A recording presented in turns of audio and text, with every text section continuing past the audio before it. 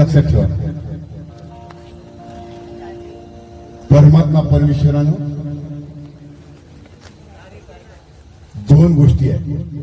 ब्रह्म्यानं फाडली रेख, 60वी अक्षर लिही आणि जन्म मरणाचं करून रजिस्टर देवानं केली. आपला जन्म तारीख कोणी सांगते? कोण सांगते? आपली आई सांगते, आपली वडील सांगते. हो, जन्माची तिकीट कोणी सांगते, पण दुसरी तिकीट वाचताच येत नाही. कारण दोन्ही तिकीट एका दमानं भेटलेली आहे. जन्माची आणि मरणाची तिकीट सारखीच भेटली आहे. केव्हा समजायचा गाडीच्या खालच्या उतरा लागून स्टेशन आल्यावर याचा काही भरोसा म्हणून तिकीट भेटले ना. या तिकिटीवर समजून घ्यायचं कोणतं किती आयुष्य आहे हे पाहून घ्यायचं, पण ते आपल्याला वाचता येत नाही.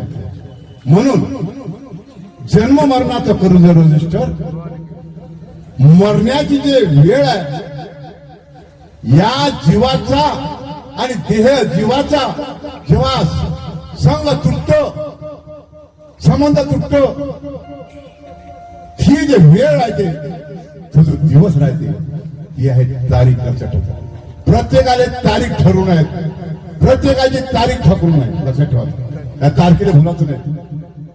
कोर्टाची काय राहते? तारीख राहते. लक्षात ठेवायचं. म्हणून तारीख कुणाला चुकत नाही. तर ते तारीखच्या दिवशी काय होते एवढं सांगतो. तारीख लोक कसे साजरे करतो?